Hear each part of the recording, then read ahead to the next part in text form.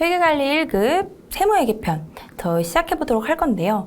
순서는 조세 총론, 그리고 법인세, 소득세, 부가가치세 이렇게 해서 교재 순서대로 진행될 겁니다. 그래서 그 후에 이제 기출 유형 문제 풀어볼 거니까 이제 저희 이론을 다 이제 마무리하신 다음에 그 문제에서도 또 뵙도록 하겠습니다. 그럼 저희 조세 총론부터 시작할 건데요. 처음에 조세 개념이랑 분류를 하셔야 돼요. 그래서 조세 개념은 조세라고 하는 거는 일단 뭐죠? 국가에서 이제 국가라던가 지자체에서 걷어들이는 거예요. 그래서 과세 주체가 걷어들이는데 과세 주체는 국가가 될 수도 있고 국가 또는 지방자치단체에서 우리 조세를 걷어들입니다. 그러면 이 목적이 무엇이냐? 목적은 재정 수입을 확보하기 위함이죠. 우리가 세수를 걷어서 이제 복지 자금이랑 이런 걸 쓰이기 때문에 세수는 매우 중요하죠. 그래서 보면 재정 수입을 조달할 목적으로 교재도 나와 있죠. 근데 보면 이제 벌금 같은 경우는 이제 조세로 보지 않기 때문에 그런 부분 이제 나와 있고 어쨌건 목적은 우리가 재정 수입 확보다. 그리고 과세 근거는 보면 네 가지 요건에 따라서 해야 됩니다. 그래서 법률 요건이 있죠. 법의 요건이 있는데 거기에 따라서 네 가지 납세 의무자, 그리고 과세 대상, 그리고 과세 표준, 세율 이런 식으로 나옵니다. 그래서 이것도 뒤에서 설명드릴 거고 주체, 그리고 목적, 근거, 그리고 이제 여기 중요한 거는 거기 표시해 두세요. 반대급부가 없다. 반대급부가 없다는 건 뭐냐면 우리가 세금을 많이 번 사람이 많이 내게 되어 있어요. 물론 특정 세금에 대해서 그냥 단일세율을 부과하긴 하지만 대부분 그렇습니다. 그래서 우리 세금 많이 내는 사람들이 세금 내가 많이 이렇게 내는데 나라에서 혜택도 못 받고 이런 얘기 하잖아요. 그렇지만 그거 자체가 우리가 이제 조세의 특징이다. 그래서 반대급부가 없다는 게 조세의 특징입니다. 가는 건 있는데 오는 게 없다. 이런 형태죠. 그래서 문제에서 굉장히 자주 나오는 건 반대급부가 있다. 아니고 없다입니다. 그래서 조세 개념은 이렇게 잡을 수 있고요. 그리고 우리가 분류를 할 건데 국가랑 지자체에서 우리가 보통 걷는다고 했고 어떤 요건에 따라서 이제 그 근거를 마련한다고 했습니다. 그러면 저희가 볼 건 이제 조세 분류에는 보면 교재 6가지로 나와 있어요. 그래서 6가지 보면 일단 첫 번째 과세 주체. 방금 배웠죠? 과세 주체에 따라서 2개로 분류를 할 수 있는데 그게 이제 국가 그리고 지자체 이렇게 나오는데 국가에서 걷어들인 세금을 우리는 국세라고 하고요. 지자체는 시군구청을 의미합니다. 그래서 시군구청에서 걷어들이는 세금을 이제 지방세라고 해서 우리 주체에 따라서는 2가지로 구분할 수 있다. 그래서 보면 우리 지원금 같은 것도 예를 들어 생각해보면 지원금이 어디 도별로 다르죠. 그리고 시 안에서도 구별로 다르고 이런 것들이 거기에 따른 이제 지방세, 세원에 따라서 어떤 정책적으로 지원금이 다른 것처럼 우리가 국세라는 곳에서 국세청이죠. 그리고 지방세는 보통 시군구청에서 이제 각각의 세금을 또 매기고 있습니다. 그래서 주체에 따라서 첫 번째로 일단 분류의 기준이 되고 두 번째로 나오는 게 목적, 과세, 목적. 이 자체가 그거예요. 목적은 2가지로 나눌 수 있어요. 목적세 그리고 보통세 2가지로 나눌 수 있습니다. 그래서 보통세라는 거는 일반적인 거예요. 그러니까 어떠한 다른 목적이 없이 우리 일반적으로 재정 수입을 확보하는 것들을 이제 보통세라고 하고 목적세는 목적에 맞게만 쓰라는 이제 세금이에요. 그래서 이제 보면 미리 정해서 특정 목적의 재정 수요에 충당한다. 그래서 문제에서도 목적 얘기 나오면 목적세랑 보통세 구분하시면 됩니다. 그리고 조세 부담 전가. 요거는 굉장히 중요한데요. 앞으로 계속 나올 이야기예요. 조세 부담 전가 여부에 따라서 우리가 직접세 그리고 간접세 이렇게 구분하게 되는데요. 직접세라고 하는 거는 말 그대로 납세 의무자와 담세자가 일치하는 조세를 이야기합니다. 납세 의무자 그리고 담세자가 일치하는 걸 직접세라고 하고 간접세는 이제 일치하지 않는 걸 이야기합니다. 그래서 대표적으로 우리가 나올 이제 앞으로 공부할 세금에 대해서 직접세의 대표적인 건 법인세와 소득세는 여기에 해당을 하고요. 그리고 간접세의 대표 주자가 부가가치세예요.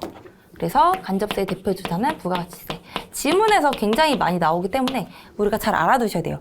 그래서 납세 간단히 설명을 드리자면 납세 의무자는 기본적으로 최종 소비자인데 우리가 담세자는 우리가 사업자가 되는 그런 세금을 이제 부가가치세라고 합니다.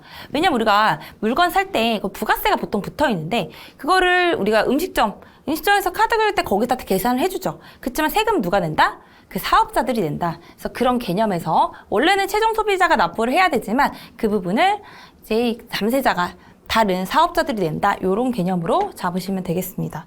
그래서 조세 분담 전가 여부는 이렇고 그리고 독립된 세원 말 그대로 독립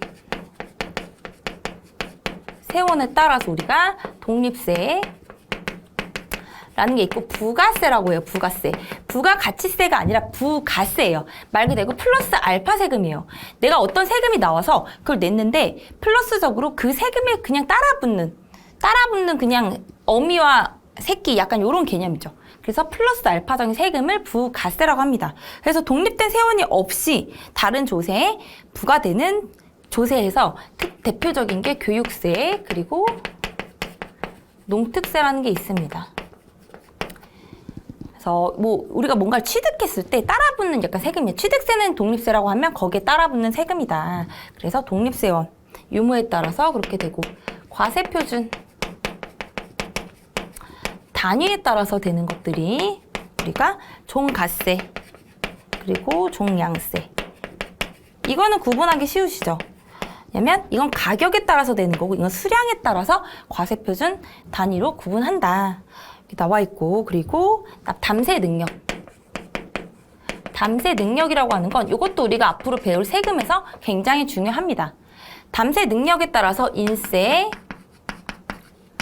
그래서 인세, 물세 이렇게 구분하는데 인세는 사람의 인적 사항을 고려해 준다. 그래서 우리가 똑같이 벌었는데 내가 부양 가족이 많거나 그럴수록 좀 세금을 깎아주는 약간 그런 제도의 역할을 하는 그런 특징을 이야기합니다. 그래서 인세가 그렇고 물세는 그런 것들이 없는 거죠. 그 교재 보시면 인적 사항과 관계없이 물건에 대해서 과세하는 조세, 물건에 대해 과세하는 조세의 대표적인 건 부가가치세. 그리고 인세의 대표적인 건 소득세 있습니다. 그 말 자체가 여기서 제가 강조했던 게 뭐죠? 문제에서 나올 때도 간접세이면서 인세인 거, 간접세이면서 물세인 거 이런 식으로 겹치기로 나오고 요 자체를 구분하는 걸로도 나옵니다. 그러니까 우리 조세의 분류가 잘못된 것은 했을 때 주체, 목적, 전가 여부 이런 것도 알아두셔야 되고 거기에 대표적인 세금에 대해서도 나오기 때문에 여기 나온 거 정도만큼은 이제 우리가 이해하면서 외우셔야겠죠. 그래서 요 부분에 대해서 일단 분류까지 봤어요. 그럼 다음으로 이렇게 나오는 게 이 세금들이 이제 조세를 이제 부과할 때 어떤 제도의 특징이 있습니다. 제도의 특징인데 조세를 우리가 어떻게 되죠? 신고를 하는 경우도 있고 그냥 정부에서 고지하는 세금 그렇게 두 가지로 나뉩니다. 그래서 신고 납세 제도 있고 그 다음에 정부 부가고지 세금 이렇게 둘로 나뉠 수가 있어요. 그래서 신고 납부 세금 보면 이제 자기부가 우리가 과세 당국의 신고에 동그라미 치시고 납세 의무가 바로 확정. 그러니까 신고하면서 확정되는 세금이에요. 그런데 만약에 우리가 신고를 제대로 못했다. 이럴 때는 당연히 우리가 2차적으로 확정권자가 생기는 거죠. 과세 당국이. 그렇지만 기본적으로 신고와 동시에 확정되는 세금의 특징을 이야기합니다. 근데 반대로 이제 부가가세제도. 근데 과세관청의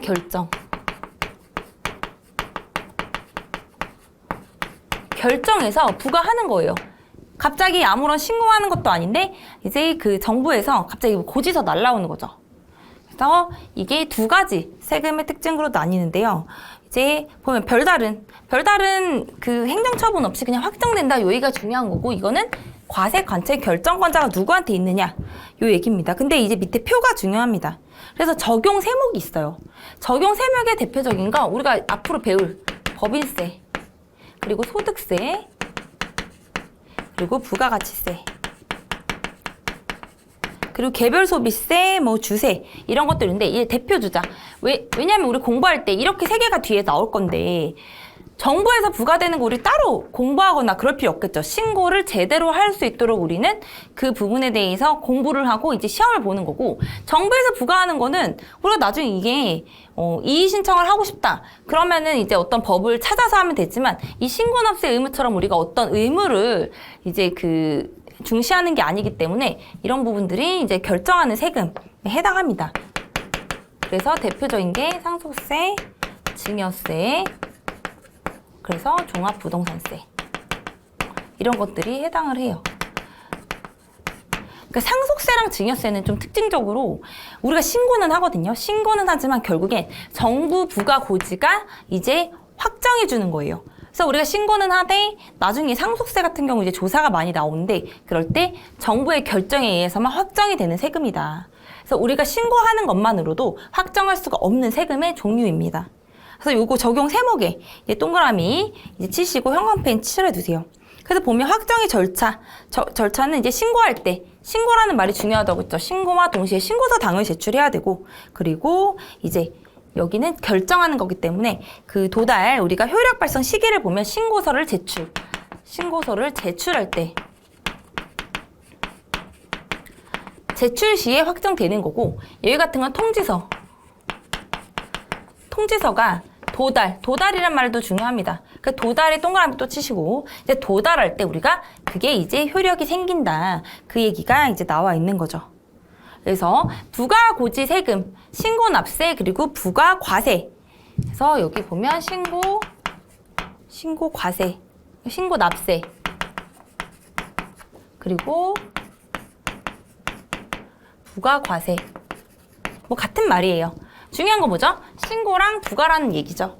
그래서 그렇게 이제 특징적으로 두 가지의 이제 조세의 특징에서 두 가지가 나오는데, 그때 이제 신고하거나 아니면 나라에서 통지받거나, 그래서 받을 때를 이제 우리가 효력이 생긴다. 그걸로 보시면 되겠습니다. 그래서 세법이란 이제 나와 있죠.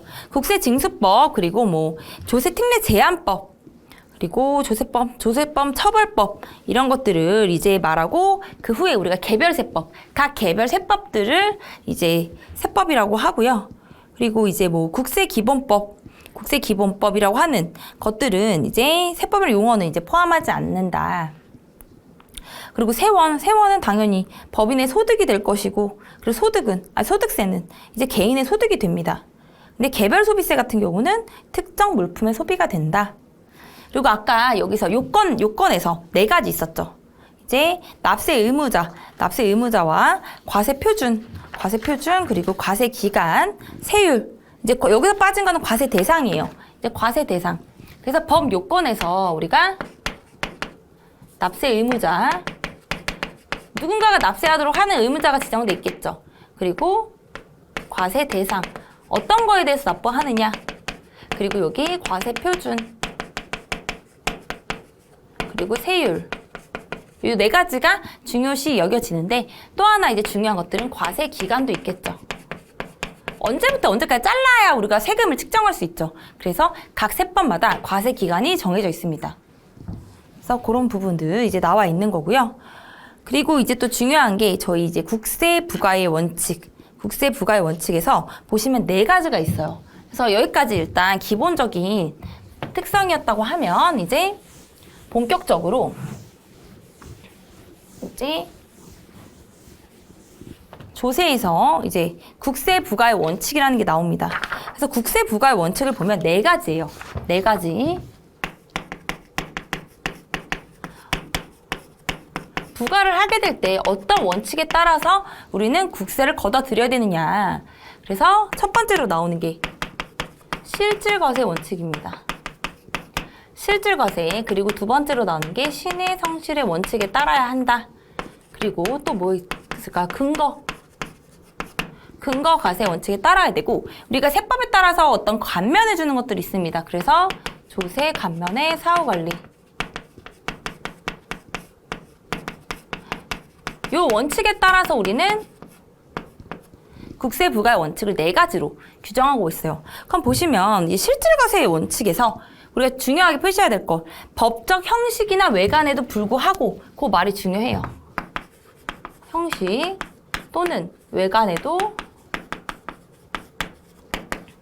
이 말은 무슨 말이냐면 실제로 내가 신용불량자여서 내가 뭐 나의 이제 그 다른 친구의 이름으로 사업을 하게 됐어요. 사업은 해야 되는데 난 신불자예요. 못한다. 그래서 다른 이제 내가 실제로 사업은 하지만 내 친구의 명의로 사업을 하게 됐어요. 왜냐면 사업자가 있어야 되기 때문에. 그렇지만 이 말은 뭐죠? 실질적으로 누가 운영하는 거죠? 내가 운영하는 거죠. 그렇기 때문에 나중에 이게 발각이 됐다. 나중에 발각이 되거나 그랬을 때는 형식이나 외관에도 불구하고 실제로 사업하는 자에 대해서 부과한다. 실질에 따라 해석한다. 요 얘기입니다. 그래서 공평과세 실현하기 위한 이제 조세 평등에 구체화된 원칙으로 이제 하고 있다. 요 얘기고, 이제 신의 성실의 원칙에서 또 중요한 단어가 있어요. 중요한 단어는 쌍방입니다. 쌍방. 그래서 보시면 법률 행위를 하는 데 있어서 우리가 신의와 성실을 가지고 해야 된다는 의미죠. 그래서 여기 보시면 쌍방에 동그라미 하시고, 그래서 뭔가 신뢰를 배반했을 때는 어떤 제재 수단을 가지고 있죠. 근데 만약에 과세 관청도 이거는 중요하다는 거예요. 납세자가 잘못했을 때는 세법에서 가산세 같은 걸 매기고 있지만 과세 관청도 중요하죠. 우리가 부과를 하는 과세 관청이 뭔가 남용하거나 잘못하면 안 되겠죠. 재량권을 행사하거나. 그렇기 때문에 이거는 납세자도 당연히 중요하고 납세자와 과세관청이 둘 다 쌍방이 지켜야 된다는 겁니다. 그래서 그 말이 굉장히 중요하고, 그리고 이제 근거과세, 당연히 이거는 근거에 따라서 해야 되겠죠. 근거 없이 할 수는 없고, 다만 보면 이제 2번에 이제 기장 사실과 다르거나 근거에 따라서 하는데 뭐 분식을 했거나 잘못했거나 이랬을 경우에는 이제 사실에 결정한 그 근거를 부과해야 된다. 요 얘기고요. 조세 감면의 사후 관리 있는데 우리가 감면을 해줬어요. 감면을 어떤 요건에 맞아서 감면을 해줬는데 그거를 만약에 잘못하거나 그랬을 때는 우리 사후 관리로 인해서 추징이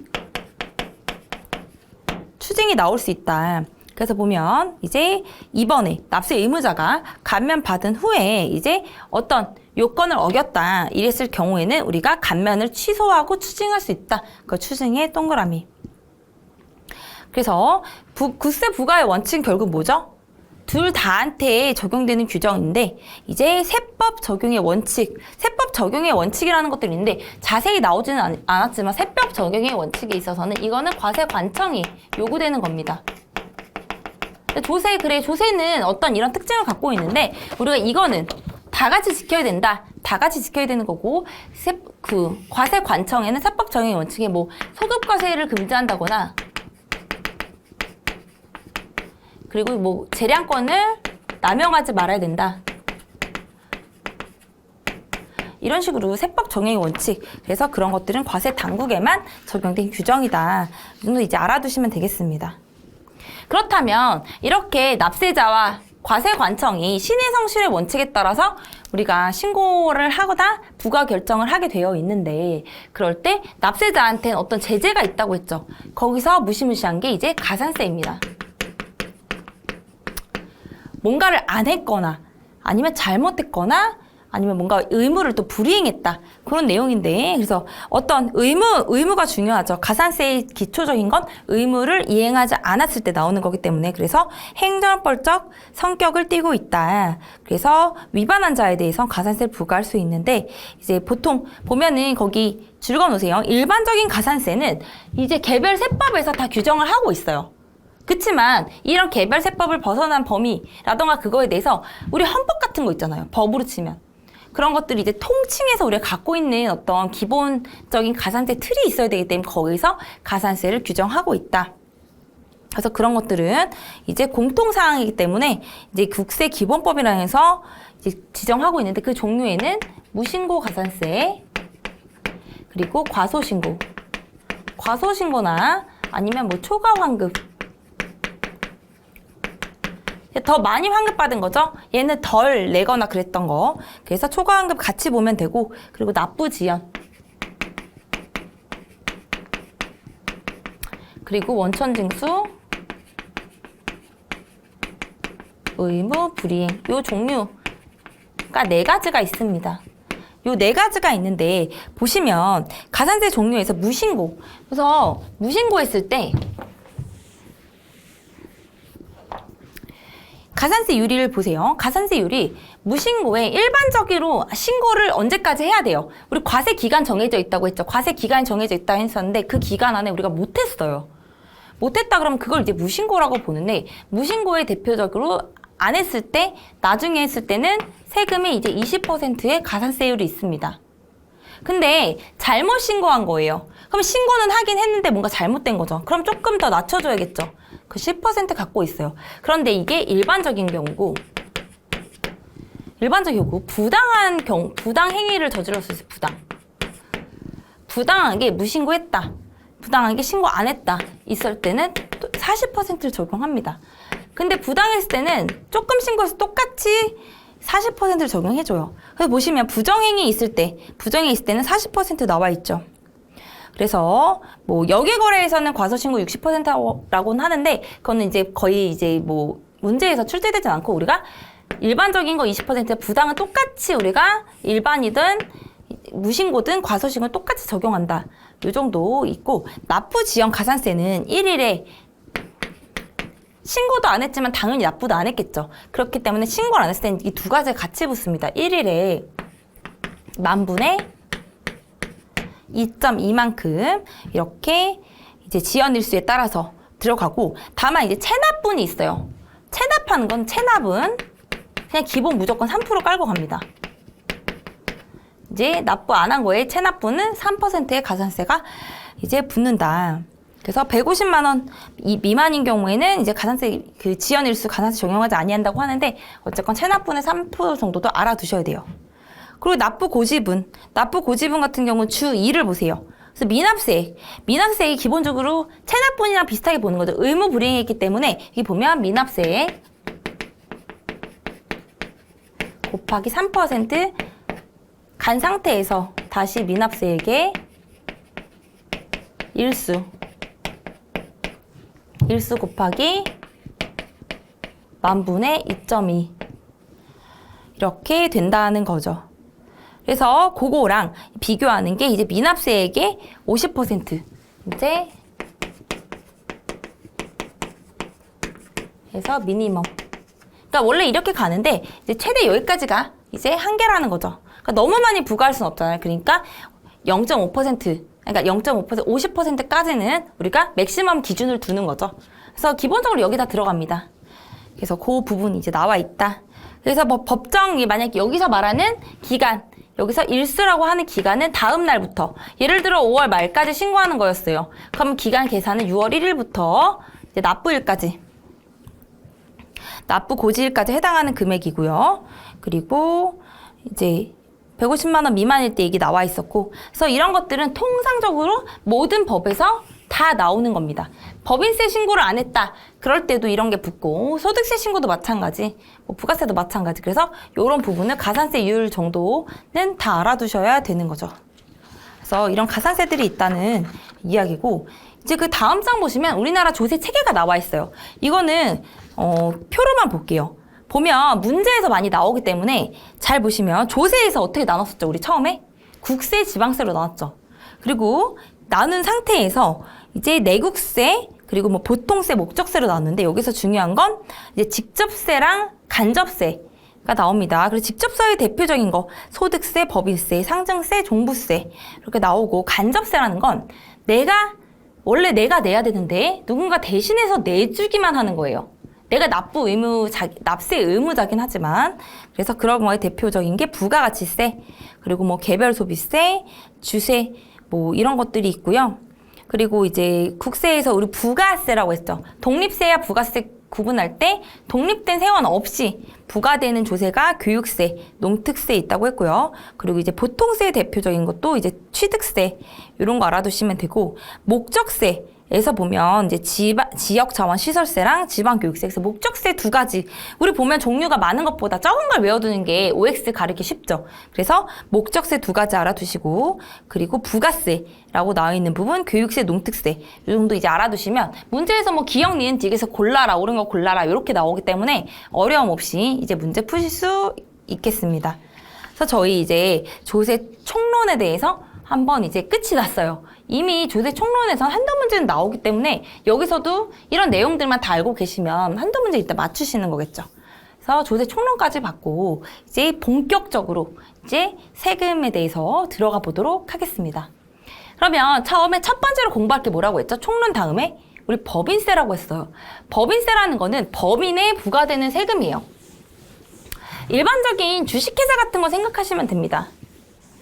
그래서 내가 만약에 그냥 소소하게 카페를 하고 싶어요. 근데 굳이 법인이라는 형태를 띌 필요는 없는 것이고, 어떤 회사를 크게 운영하고 이제 매출이 어느 정도 뒷받침된다 할 때는 이제 법인이라는 걸 운영을 하게 되는데, 그때 이제 법인세가 발생을 하게 됩니다. 그래서 기업에 관련된 게, 그러니까 기업이라고 하는 거, 물론 카페를 차린다 해도 그것도 어떻게 보면 나의 사업으로 보는 거죠.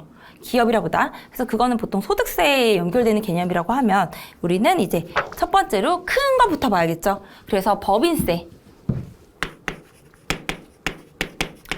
법인세부터 보도록 하겠습니다.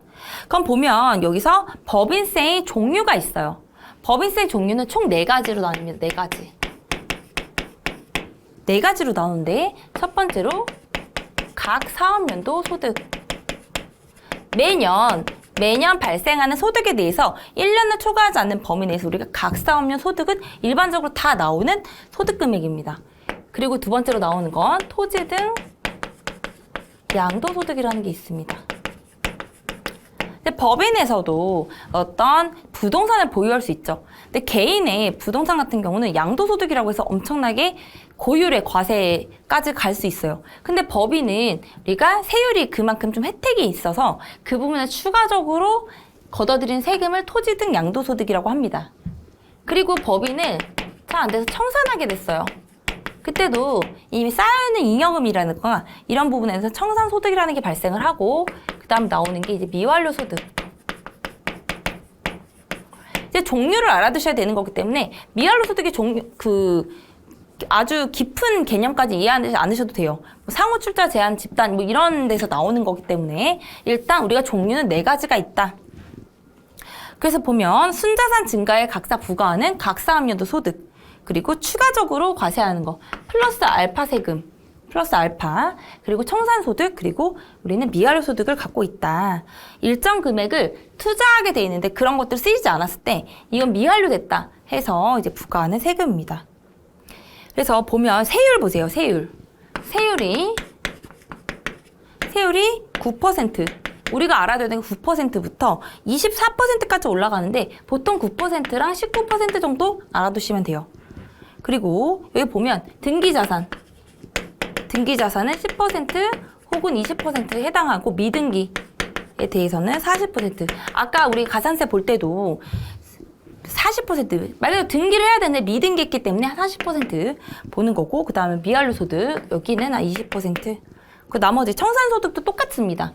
우리가 운영하다가 나중에 청산하는 개념이기 때문에 여기도 뭐 9%, 19% 정도 알아두시면 됩니다. 그렇다면 여기서 납세 의무자가 또 구분이 되는데 납세 의무자도 4가지예요. 그러니까 사의 구조를 띄고 있죠. 그 납세 의무자가 나뉘는데 일반적으로 법인이라고 하면 내국 법인이 있고 그리고 외국 법인이 있습니다. 우리 본점 소재지가 이제 국내냐 국외냐에 따라서 이렇게 나눠지고, 그리고 여기서도 내국에서도 내국 영리법인이 있고 그리고 내국 비영리법인이 있고, 외국도 마찬가지예요. 외국 영리법인이 있고 비영리법인이 있습니다. 그래서 내국 영리는 일반적인 우리 회사를 말하죠. 일반적으로는 각사합연도 소득, 당연히 우리가 그 연도에 벌어들인 소득에 대해서 과세를 하겠죠. 그리고 이제 비영리 같은 경우는 여기는 국내외, 동그라미보다 국내외 모든 소득에 대해서 우리 과세를 합니다. 국내외까지 들어가는데 굳이 이렇게 나눌 이유가 없겠죠. 국내외 모든 소득이고, 비영리 같은 경우는 국내외는 똑같아요. 똑같은데 모든 소득이 아니라 수익 사업에 대해서만. 비영리는 영리를 추구하지 않는 거죠. 그렇기 때문에 일반적으로 우리가 딱히 법인세를 과세하지 않아요. 그런데 재단 같은 것들, 우리 재단이라던가 이렇게 뭐 장학금 주는 재단 이런 거 있죠. 근데 거기서도 이게 뭐 땅을 우리가 어떻게 뭐 기부를 해서 그게 이제 재단의 기금으로 운영이 되는데 거기서 나오는 뭐 이자 소득이라던가 아니면 임대 소득 같은 게 이런 것들 수익 사업에 대해서만 과세를 합니다. 외국 영리에 대해서 왜 구분을 했을까요? 국내의 모든 소득. 외국에서 벌어들인 소득은 외국에서 내세요 이거예요. 그래서 국내 모든 소득이고 여기도 국내 중에 뭘까 여기도 국내 중에 수익 사업에 대해서만 과세를 하겠다. 그래서 어쨌건 각사하면서는 다 내라 이거죠. 그래서 전체적으로 다 의무를 가지고 있고 토지 등 양도소득에 대해서는 전체 다 과세를 합니다. 뭐 외국에서 뭐 하던지 뭐 내국의 비영리든 뭐든 토지 등 양도소득이 발생했으면 다 내야 되는 의무가 있다. 근데 청산소득 볼게요. 청산소득 같은 경우는 내국 영리만 내고 나머지는 내지 않습니다. 나머지는 청산할 때 우리가 관심 있는 건 내국 영리밖에 없어요. 외국에서 청산하는 거는 외국 가서 하는 거죠. 그리고 비영리도 청산한다고 해서 이런 규정을 그러니까 그 법인세에서 따로 우리가 과세하는 소득에 해당하지 않습니다. 미완료 소득. 우리 미완료 소득 같은 경우도 내국 영리에만 적용이 되고 나머지는 적용되지 않습니다. 그래서 보면 각사함이 이게 종류가 이렇게 가로로 4개 그리고 세로로 4개였죠. 그래서 각사함용 소득은 요 종류에 따라서 나오는 거고 토지등 양도소득 모든 그리고 청산소득은 우리가 영리, 내국 영리에서만 내고 미완료도 마찬가지다. 그래서 그 종류 나와 있고 납세 의무자에 보면 내국법인, 외국법인, 영리, 비영리 이렇게 이제 나눠 있는 거죠. 그래서 요거를 이제 좀 적어두시면 되겠습니다. 그래서 이제 이렇게 납세 의무자, 요 내세 법인은 이제 납세 의무자라고 하죠. 이거는 소득의 종류에 해당하는 거죠. 그리고 이제 사업 연도라는 게 있는데 우리가 지금 과세 기간 얘기했었어요. 그래서 사업 연도가 법인 같은 경우는 보통 이제 정관의 규정에 따릅니다. 그래서 1 회계 기간을 사업 연도라고 하는데 법령이나 정관 등에서 그게 1차적인 회계 기간이고 1순위 그리고 최장 대신 중요한 건 1월 1일부터 우리가 보통은 1월 1일부터 12월 31일까지 보는데 만약에 정관에 4월 1일부터 이렇게 돼 있을 수도 있어요. 그러면 대신 보통 3월 31일, 1년을 초과할 수는 없어요. 물론 6개월 법인도 있고 한데 보통 이제 최장 1년을 초과하지 않는 범위 내에서 법령이나 정관에 규정된 걸 따를 수 있다. 이제 그렇게 되는 거고 그리고 이제 신고를 우리가 따로 해줘야 됩니다. 만약에 그게 아무것도 안 했다. 그럴 때는 1월 1일부터 12월 31일까지로 보게 되어 있습니다. 그래서 1순위, 2순위, 3순위 나와 있는데 1년 초과 불가의 체크 그리고 2순위에서는 이제 뭐 정하지 않고 우리가 등록과 함께 신고할 때는 신고한 대로 해주겠다. 대신 1년만 넘지 마. 요거죠. 그리고 3순위 아무것도 안 했다 했을 때는 1월 1일부터 12월 31일로 간주를 합니다. 그 납세지가 나오는데 일단 이제 이게 기간이었어요. 그럼 납세지는 어디다 내냐? 그럼 법인의 일단 등기부상 소재지입니다. 법인을 내려고 하면 굉장히 등기가 중요해요. 등기에는 이제 정관, 등기를 나오려면 정관도 있어야 되고 사업의 업종, 목적 다 있어야 돼요. 그리고 우리가 어떤 주주도 있어야 되고 그리고 임원 이런 등기를 같이 해야 되는데 그럴 때 이제 그래서 등기부상 체크해 두시고 본점 또는 주사무소 소재지 가 됩니다. 이제 없을 때는 어쩔 수 없이 이제 사업의 실질적 관리 장소 소재지로 가고 외국 법인 같은 경우 말 그대로 외국에 본점이 있겠죠. 그래서 국내 사업장이 있다면 이제 국내 사업장의 소재지로 가고 이제 국내 사항이 없는 경우로서 이런 소득만 있다. 그럴 때는 이 부분에 당해 부동산 소재지로 갑니다. 그래서 납세지까지 우리 받고 그리고 이제 기본적인 게 나왔어요. 그러면 법인세, 우리가 가장 많이 나오는 게 뭘까요? 요게 가장 많이 나오겠죠. 이게 일반적으로 벌어들인 소득에 대해서 우리가 과세하는 거 각사소득이라고 하는데 그 구조 한번 살펴보도록 하겠습니다. 우리 이 법인세 공부하기 전에 항상 선행돼야 되는 게 OT 때도 말씀드렸지만 우리 재무회계 먼저 오셔야 되죠. 왜냐면 세금을 너무 나는 세법 먼저 해보고 싶다 한다고 해도 재무회계를 모르면 이 법인세를 들어가실 수가 없어요. 만약에 공부 안 하신 분들이 그 재무회계 안 하신 분들이 여기 오셨다면 지금부터 다시 돌아가셔야 돼요. 왜냐하면 우리가 시작하는 건 여기에 이제 배경을 설명을 드리자면 회계가 있고 우리가 세법이 있어요. 회계랑 세법에 주 차이는 회계는 우리가 일반적으로 기록 공시 이게 목적이 되고, 그러니까 사실관계에 근거하겠죠. 사실에 근거해서 우리가 기록해서 보여줘야 돼요. 그치만 세금의 목적은 뭐죠? 과세가 목적이에요. 과세가 목적이기 때문에 사실대로 기록은 하되, 만약에 세법적으로도 한도를 둬야만 우리가 기본적으로 어떤 세금을 과세할 수 있겠죠. 한도 끝도 없이 우리가 사실관계에 따라 입각하면 세금을 낼 수 있는 게 없어질 수도 있기 때문에 세금의 목적은 과세입니다.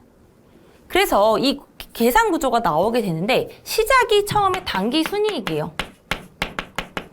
회계상 당기순이익부터 시작하는 거죠. 시작을 하고, 우리가 세법에서 말하는 건 각사업료도 소득. 그래서 이 두 가지의 차이를 조정을 해준다. 그걸 이제 세무조정이라고 합니다. 세무조정을 하는데 회계상의 이익이에요. 회계상의 이익인데 세법상으로는 소득이 될 수도 있고 안 될 수도 있다. 그래서 더해지는 계정을 우리는 입금, 산입, 그리고 송금, 불산입 이렇게 이야기를 하고요. 그리고 만약에 회계상의 이익이긴 한데 세법상으론 이제 소득으로 보지 않겠다. 그럴 때는 입금, 불산입, 송금, 산입으로 우리 마이너스 계정을 처리해 줍니다. 그래서 이 두 가지 이렇게 하는 것들 우리는 총 세무조정이라고 하는 거죠. 이거를 세무조정을 통해서 우리는 각사업면도 소득을 도출해낼 수 있습니다. 그래서 시작이 당기순이기 때문에 회계를 모르면 우리가 세법을, 법인세를 이해할 수 없겠죠. 그래서 보시면 나오는 게, 여기 보면 바로 밑에 이제 차가감 소득이라고 하는데, 거기 이제 기부금 때문에 그런데 기본적인 구조 이해할 때는 각사업면 소득이라고 이해하시면 됩니다. 그래서 그렇게 나오고, 이제 거기서 이제 빼주는 것들이 있어요. 빼주는 것들이 우리가 2월 결손금, 비소 이렇게 외우라고 하는데, 왜냐면 순서가 중요하기 때문에 2월 결손금, 이제 과거에 축정된 결손금을 빼주고, 그 다음에 비과세 소득도 빼주고, 그리고 각종 소득 공제라는 게 있어서 요 세 가지를 빼줬을 때 나오는 게 이제 과세 표준이 됩니다. 과세 표준. 우리 과세 표준 배웠었죠. 과세 표준은 매우 중요하고 세율을 산출하는 데 기초가 됩니다. 그래서 우리 세율을 곱해주면 이제 나오는 게 이제 산출세액이라고 하는 거고, 산출세액에서 어떤 공제 감면, 공제 또 빼주는 것들이 있어요. 공제 감면되는 걸 빼주고 거기다가 이제 가산세 그냥 그대로 해줄게요. 그대로 여기다가 우리 가산세 배웠죠. 세법상 뭔가 의무를 불이행했을 수 있죠. 그래서 가산세 더해주고 빼주는 게 이제 기납부 세액이라는 게 있습니다. 미리 또 납부한 거. 종류가 있는데 이렇게 해서 결국엔 우리가 총 납부할 세액이 납니다. 차감 납부할 세액 이렇게 최종 납부할 세액을 이제 차감 납부할 세액이라고 하는데, 이렇게 해서 이런 구조를 띠고 있습니다. 중요한 건 우리가 지금 법인세의 첫 번째 단계이기 때문에 우리 여기서부터 이제 제대로 공부를 해볼 거예요. 그래서 세무조정의 의 나와 있죠. 세무조정이란 당기순이익과 각사업료도 소득금액 차이를 조정하기 위한 작업이다. 그래서 이제 세무 유형은 네 가지가 있다. 네 가지가 입금, 산입, 송금, 불산입, 그리고 감소시키는 계정으로는 입금, 불산입, 송금, 산입이라는 게 있다. 그래서 회계에서 말하는 우리가 여기서 말하는 수익비용 대응의 원칙 이런 거 배웠죠. 수익비용이라고 하면 세법에서는 우리 입금, 송금이라고 합니다. 그래서 지금부터는 용어를 잘 알아두셔야 돼요. 그래서 회계에서는 이렇게 쓰지만, 그래서 이걸 이익이라고 하지만 우리는 입금, 송금, 그래서 각사소득 이게 나온다. 용어가 다를 뿐이에요. 그래서 이 개념을 좀 이해하시면 되겠습니다. 그래서 이게 유형이 이제 분류가 되고요. 뒤에 나와 있죠. 세무조정을 통해서 우리가 조정을 해준다. 그러면 이 세무조정 사항에는 이제 회계랑 계속 연관되는 개념인데, 세무조정 사항에는 결산조정이랑 신고조정이라는 게 있어요. 그래서 결산조정은 뭐냐면, 회계에서 결산조정은 장부에 기록된 거를 그대로 웬만하면 인정해주겠다. 그게 결산조정이라고 하는 거고, 만약에 장부에 기록되지 않았어요. 근데 세법상 세법상 우리가 송금에 해당할 수도 있고 입금에 해당할 수도 있어요. 그런 부분을 따로 여기서 조정을 통해 주겠다. 그런 걸 이제 신고 조정 사항이라고 합니다. 그럼 보시면 결산 조정이란 결산서에 동그라미 치시고 거기서 수익 또는 비용으로 계상해서 과세소득에 반영하는 것을 이야기하고, 그래서 이거는 세무 조정을 통해서 반영할 수 있게 않고 오로지 회계상 장부 여기다 밑줄 그어 놓으시고, 그래서 신고 조정은 우리 이 결산서에 기록되지 않은 것들인데 이제 세법상 이제 입금 송금에 해당하는 그런 사항을 말한다. 그래서 결산 조정은 법인이 이제 송금 산입을 임의로 선택할 수 있다. 이제 대표적인 게 이제 감가상각비 같은 경우인데, 이제 감가상각비를 기록을 했어요. 회계에서 배우셨죠? 감가상각비 기록했는데 세법에서는 감가상각비를 넣으면은 너무 마이너스가 커져요. 그럴 때는 우리가 그거는 임의적으로 선택해서 이제 송금 불산입 계정을 통해서 다시 그걸 안 해줄 수도 있는 약간 그런 것들입니다. 그래서 임의 조정이라고는 용어도 쓴다. 그래서 결산 조정은 엄밀히 결산 절차에 해당하는 것도 결산서에 반영이 돼야 된다고만 했잖아요. 그렇기 때문에 엄연히 이제 세무 조정이라 볼 수 없고 이제 좁은 의미로는 신고 조정만을 가리킨다. 그래서 신고 조정은 임의로 선택할 수 없습니다. 강제 사항이에요. 그래서 법률은 모든 입금과 대부분 송금 항목을 신고 사항으로, 조정 사항으로 규정해 놨다. 그치만 이제 몇 가지를 구분해 놨는데, 이제 결산 조정의 대표적인 거는 충당금 관련된 것들이에요. 그래서 충당금 관련된 것들은 이제 결산 조정 사항이다. 세법은 권리 의무 확정주의를 띠고 있기 때문에 실제로 우리가 나가지 않은 거에 대해서 인정해 주잖아요. 근데 충당금 개정해 보죠. 충당금은 나갔다기보다 미리 어떻게 설정해 놓는 거죠. 거기 이제 대표적인 게 대손 충당금, 그리고 이제 일시상각 충당금, 그럼 뭐 법인세법상 준비금, 이런 것들이 이제 결산 조정 사항인데, 여기서 특별한 건 이제 퇴직연금 충당금이라는 게 나와요. 그래서 그런 것들은 송금 산입의 신고 조정 사항이다. 퇴직연금 충당금은 우리가 밖으로 사외 적립하는 부분이기 때문에 신고 조정 하는 거고, 이제 자산의 평가에서 우리 회계에서는 인정해주죠. 감가상각비, 이제 대송금, 송금 산입, 그리고 이제 뭐 즉시상각이란 용어가 이제 나오는데, 이제 용어만 그냥 대충 알아두시면 돼요. 그래서 뭐 평가손실, 그리고 즉시 송금 산입인데, 여기서 평가손실은 원래는 세법에서는 평가를 한다는 건 인정해주지 않아요. 평가는 임의적으로 평가가 인정해주지 않지만 특별히 뭐 재고자산인데 팔 수 없고 파손 부패됐던 그런 경우에 한해서만 우리가 인정된다. 뭐 그 정도 이제 알아두시면 되겠습니다. 그리고 이제 소멸시효 완성분에 대해서는 우리가 신고조정 사항, 만약에 결산서에 이미 우리가 못 받은 것들을 이제 기록해두지 않았는데 그게 소멸시효가 완성됐다는 게 확인만 되면 신고조정 사항으로 할 수 있다. 이제 그런 이야기고요. 이제 저희가 소득 처분을 이제 볼 건데, 그 전에 이제 결산 조정이랑 신고 조정까지 봤어요. 그래서 지금 조금 이해가 안 가시는 용어들이 나올 수도 있습니다. 있지만, 이런 것들이 있구나. 이 종류에서는 문제 또 꼭 하나 나오고, 그리고 또, 이게 우리가 세무 조정을 하는 이유가 무엇이냐 했을 때, 이런 세무 조정을 통해서 하는구나. 근데 결산 조정, 신고 조정 사항들은 이제 대부분 회계를 인정을 해주긴 하나, 이제 특별히 이제 그 신고 조정 사항을 설정해 놓은 것들이 있다. 이 정도의 개념만 이해하시면 되겠습니다. 그럼 저희 고생하셨고요. 이제 소득 처분부터 다음 시간에 뵙도록 하겠습니다. 수고하셨습니다.